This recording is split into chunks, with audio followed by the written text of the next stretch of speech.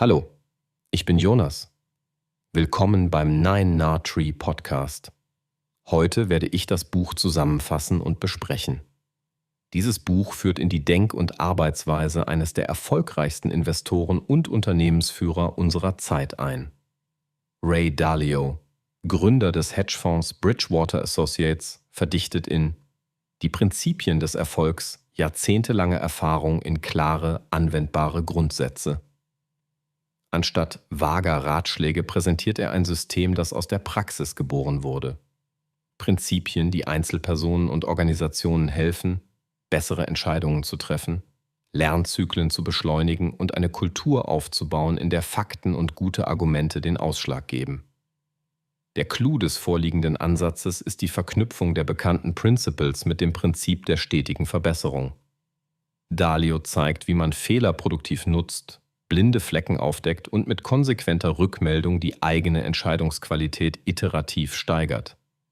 Wer bereit ist, unangenehme Wahrheiten zuzulassen und eine Umgebung radikaler Ehrlichkeit zu schaffen, findet hier einen robusten Fahrplan, um Komplexität zu meistern.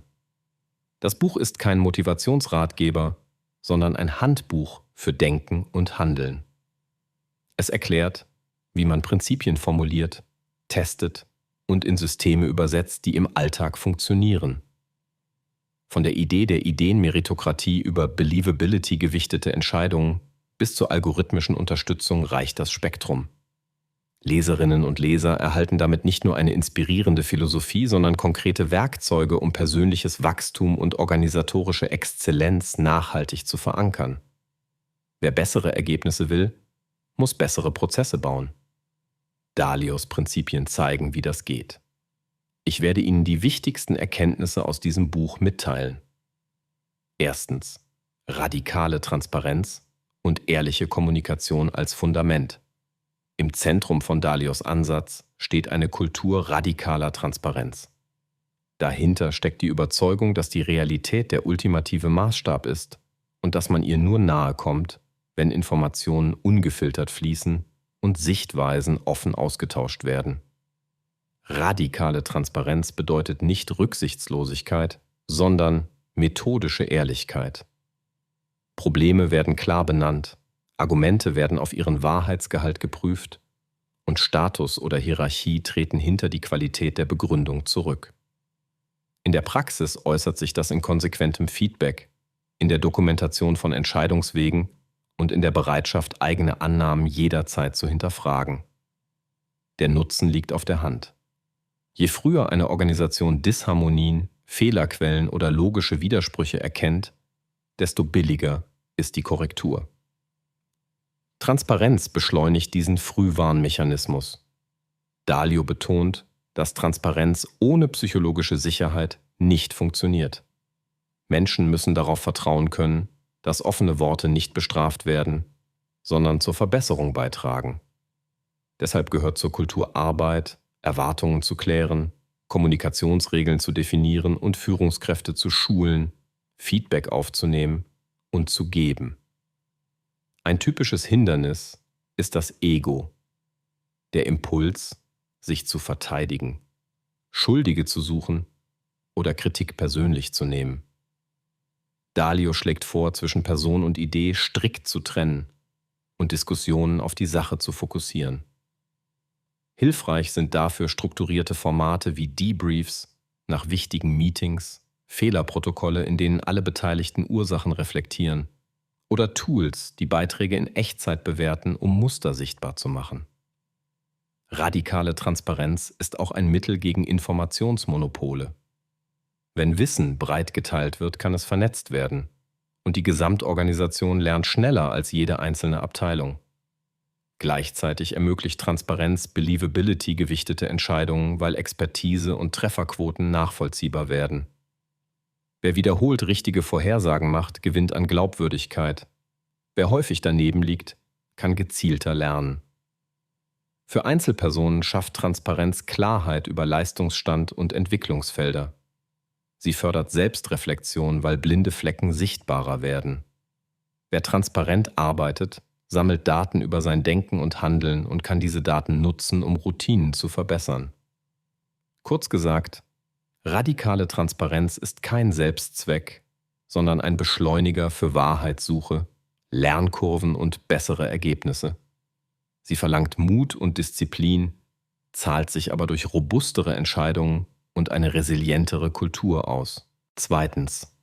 Prinzipiengeleitetes Entscheiden und algorithmische Unterstützung.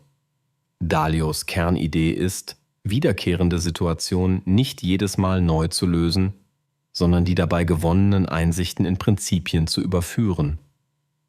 Ein Prinzip ist eine kondensierte Handlungsregel, die beschreibt, wie man unter bestimmten Bedingungen vorgeht und warum. Dieser Schritt vom Einzelfall zur Abstraktion schafft Konsistenz, reduziert kognitive Last und macht Entscheidungen erklärbar. Wer Prinzipien formuliert, reflektiert Ursachen statt Symptome und gewinnt an Vorhersehbarkeit. Aus Prinzipien lassen sich Checklisten, Entscheidungsbäume und schließlich Algorithmen bauen. Bridgewater hat genau das getan. Daten über Märkte, Prozesse und menschliches Verhalten wurden gesammelt, Muster identifiziert und in Systeme gegossen, die Vorschläge machen oder Entscheidungen simulieren. Der Mensch bleibt in der Verantwortung, doch die algorithmische Unterstützung sorgt für Disziplin, Transparenz und Geschwindigkeit. Dieser Ansatz senkt das Risiko von Launen, Bias und Ad-hoc-Aktionen. Ein praktischer Einstieg besteht darin, nach jedem wichtigen Entschluss ein kurzes Protokoll zu schreiben. Kontext, getroffene Annahmen, Alternativen, gewählte Option, Gründe, erwartete Konsequenzen. Wenn die Resultate eintreffen, vergleicht man Erwartung und Realität. Aus den Abweichungen formt man Prinzipien, etwa wie man mit Unsicherheit, Interessenkonflikten oder Ressourcenknappheit umgeht. Ergänzend helfen Pre-Mortems, um vorhersehbare Fehlerquellen systematisch abzuschirmen. Ein weiterer Baustein ist das Believability Weighting, also die Gewichtung von Stimmen nach nachweisbarer Kompetenz in der konkreten Fragestellung. Das Prinzip lässt sich operationalisieren, indem man Trefferquoten verfolgt, Lernfortschritt sichtbar macht und Expertise domänenspezifisch erfasst. So entsteht ein Entscheidungssystem, das schneller und fairer ist als reine Mehrheitsabstimmungen. Algorithmische Tools sollten dabei nicht als Orakel verstanden werden, sondern als Verstärker guter Prinzipien. Sie erinnern an Regeln, prüfen Konsistenz und zwingen zur Datengrundlage. Wichtig ist, dass die Modelle offengelegt werden, damit Nutzer die Logik verstehen und kontinuierlich verbessern können. Auch die Pflege des Prinzipienkatalogs ist zentral. Alte Regeln werden ausgemistet, redundante zusammengeführt, neue ergänzt. Dadurch bleibt das System lebendig und passt sich veränderter Umgebung an. Durch die Kombination aus Prinzipien, Daten und Algorithmen entsteht ein Kreislauf, der das Denken professionalisiert. Entscheidungen werden prüfbar, Lernschleifen verkürzen sich und die Organisation gewinnt antifragile Eigenschaften.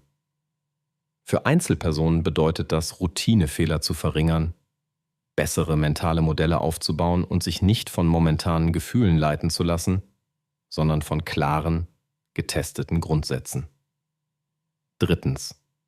Stetige Verbesserung durch systematische Feedbackschleifen. Das Prinzip der stetigen Verbesserung ist der rote Faden, der Dalios Werk zusammenhält. Fortschritt entsteht, wenn man bewusst Zyklen aus Handeln, Schmerz oder Reibung, Reflexion, Diagnose, Design und erneuter Umsetzung durchläuft. Fehler werden nicht vertuscht, sondern als Datenpunkte genutzt. Entscheidend ist die Qualität der Reflexion. Man fragt nicht nur, was schiefging, sondern warum es schiefging und welche verborgenen Annahmen falsch waren. So verschiebt sich der Fokus von Schuldzuweisung hin zu Ursachenanalyse. Eine praktikable Methode ist das Führen eines Fehlerjournals. Nach jedem Projekt dokumentiert man Abweichungen und ordnet sie Kategorien zu, etwa zu ambitionierte Ziele, unklare Rollen, fehlende Daten, mangelhafte Kommunikation, unterschätzte Risiken. Jede Kategorie erhält Korrekturmaßnahmen, die beim nächsten Mal früh aktiv werden. Dieser Katalog macht aus Einzelfehlern systemisches Lernen. Ergänzend gehören klare Metriken zur Verbesserung. Ohne Maßzahl kein Fortschritt. Das können Durchlaufzeiten, Entscheidungsdauer, Trefferquoten von Prognosen, Kundenzufriedenheit oder Teamgesundheit sein. Wichtig ist, die Metriken an den Zweck zu koppeln und regelmäßig zu überprüfen, ob sie Fehlanreize setzen. Ein weiteres Werkzeug sind Feedback-Rituale. Wöchentliche Retrospektiven, kurze After-Action-Reviews und strukturierte Peer-Feedbacks schaffen Rhythmus. Sie funktionieren besonders gut, wenn Sie 3 Fragen folgen. Was lief gut und warum? Was lief schlecht und warum? Was ändern wir konkret bis zum nächsten Zyklus? Die beste Verbesserung bleibt wirkungslos, wenn sie nicht im Alltag verankert wird. Daher betont Dalio, Verbesserungen in Prozesse, Checklisten und Trainings zu übersetzen. Ein Prinzip ohne Implementierung ist nur eine Absichtserklärung. Gleichzeitig braucht man Geduld und die Bereitschaft, kurzfristige Produktivitätsdellen zu akzeptieren, wenn neue Arbeitsweisen eingeführt werden. Stetige Verbesserung verlangt auch mentale Arbeit. Sie fordert Demut, denn man muss anerkennen, dass eigene Überzeugungen begrenzt sind. Sie verlangt Mut, weil man Schwächen sichtbar macht. Und sie verlangt Disziplin, damit die Schleifen nicht aus Bequemlichkeit übersprungen werden. Der Lohn ist eine Organisation, die mit jedem Fehler klüger wird und die mit Unsicherheit besser umgehen kann. Für Individuen bedeutet es, dass Rückschläge zum Rohstoff persönlicher Exzellenz werden. Wer gelernt hat, Schmerz mit Reflexion zu koppeln, baut robuste Urteilsfähigkeit auf. So entsteht eine Kultur, in der Verbesserung kein Projekt ist, sondern eine Identität. 4. Ideenmeritokratie und Believability als Antwort auf Komplexität. Komplexe Probleme lassen sich selten durch die Perspektive einer einzelnen Person lösen. Dalios Antwort darauf ist die Ideenmeritokratie. Die beste Idee soll gewinnen, unabhängig davon, wer sie äußert. Damit das gelingt, braucht es Mechanismen, die Qualität sichtbar machen. Believability ist ein solcher Mechanismus. Er misst, wie glaubwürdig eine Person in einer konkreten Fragestellung ist, basierend auf nachweisbaren Ergebnissen, relevantem Erfahrungswissen und der Fähigkeit, die eigene Sichtweise kritisch zu prüfen. Anders als Hierarchie basiert Believability auf Performance und Lernfähigkeit. In der Praxis bedeutet das, Diskussionen so zu strukturieren, dass unterschiedliche Hypothesen gegeneinander getestet werden. Es geht darum, Gedanken zu stressen, nicht Menschen. Man lädt abweichende Meinungen bewusst ein, sammelt Gegenargumente und prüft Zweit- und Drittrundeneffekte.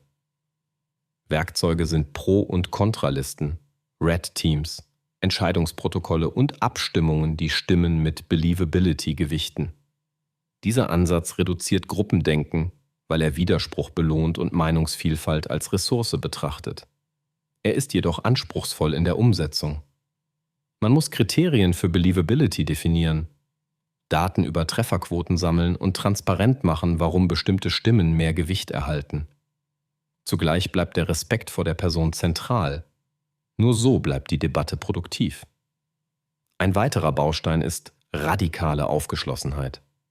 Sie bedeutet, die reale Möglichkeit in Betracht zu ziehen, falsch zu liegen und aktiv nach Informationen zu suchen, die die eigene These falsifizieren könnten. Wer das ernst nimmt, erhöht die Qualität seiner Schlussfolgerungen und verkürzt Lernzyklen. Ideenmeritokratie heißt nicht, dass Entscheidungen ewig dauern. Im Gegenteil, wenn Argumente strukturiert vorliegen und Gewichte klar sind, kann man zügig entscheiden. Der Unterschied ist, dass die Entscheidung nachvollziehbar ist und das Team daraus lernen kann. Im Zeitverlauf entsteht so ein Wettbewerb der Argumente, der die Denkqualität aller Beteiligten hebt.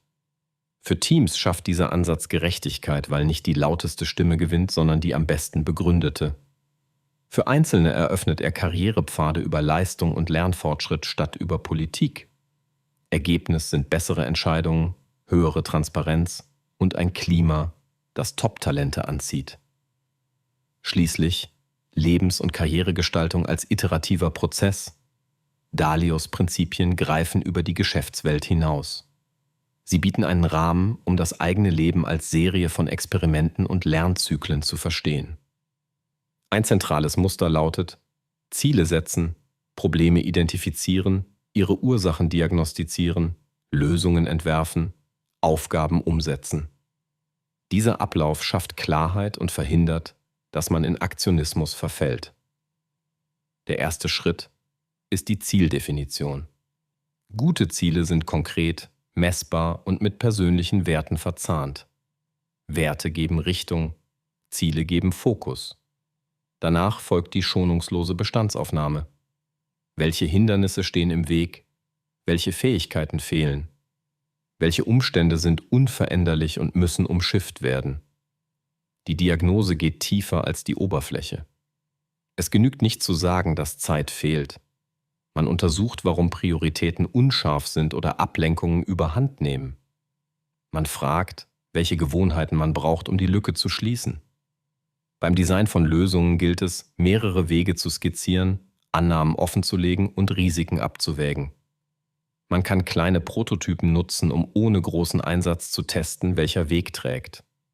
Danach wird umgesetzt, und zwar mit Feedbackpunkten im Kalender, damit der Plan nicht im Alltag verpufft. Ein weiteres Element ist das Management des Egos. Stolz, Angst und Bequemlichkeit sind häufigere Gegner als äußere Umstände. Wer lernt, sich selbst zu beobachten, erkennt emotionale Trigger und kann bewusst gegensteuern. Hilfreich sind Routinen wie tägliche Reflexion, Mentoring und der Austausch in Peer Groups, die ehrlich spiegeln. Auch das Thema Entscheidungsenergie spielt eine Rolle. Man begrenzt Willenskraftverluste durch Standards, Checklisten und klare Zeitfenster für tiefes Arbeiten. So bleibt mehr geistige Kapazität für die wichtigen Probleme. Risiken werden nicht gemieden, sondern kalkuliert eingegangen. Man betrachtet Zweitrundeneffekte, plant Sicherungen und akzeptiert, dass nicht jede Wette aufgehen wird. Der Fortschritt entsteht über die Summe vieler kleiner, gut strukturierter Schritte. Wer so vorgeht, baut Resilienz auf und gewinnt an innerer Ruhe, weil Entscheidungen auf Prinzipien und Daten basieren, nicht auf Laune. Über die Jahre formt man einen persönlichen Katalog an Prinzipien, der wie ein innerer Kompass wirkt. Er macht das Leben nicht einfacher, aber klarer. Und genau darin liegt seine Stärke. Zusammenfassend: Die Prinzipien des Erfolgs ist ein Buch für alle, die Entscheidungen professioneller treffen, schneller lernen und eine Kultur der Exzellenz aufbauen wollen. Führungskräfte finden einen Werkzeugkasten, um Transparenz, konsequentes Feedback und Believability-gewichtete Diskussionen zu verankern. Unternehmerinnen und Unternehmer erhalten eine Anleitung, um aus Fehlern systematisch Wettbewerbsvorteile zu bauen.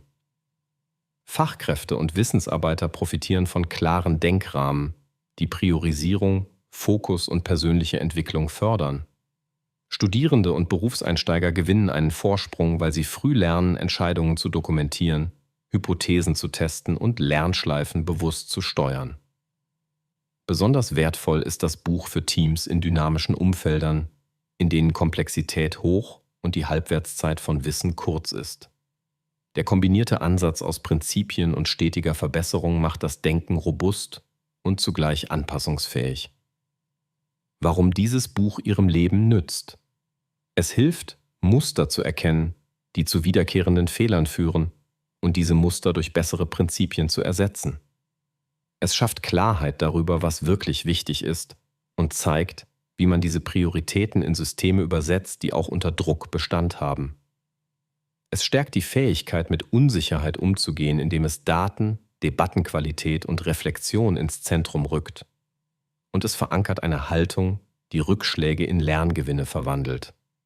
Warum dieses Buch statt eines anderen? Viele Ratgeber liefern motivierende Geschichten, bleiben aber vage in der Umsetzung. Dalio bietet eine erprobte Architektur mit klaren Bausteinen, von Transparenz über Believability bis hin zu algorithmisch gestützten Entscheidungen. Das ist selten, weil es Philosophie und Praxis konsequent verbindet. Dazu kommt die Glaubwürdigkeit aus realen Ergebnissen eines Unternehmens, das über Jahrzehnte in einem gnadenlos kompetitiven Umfeld bestehen konnte.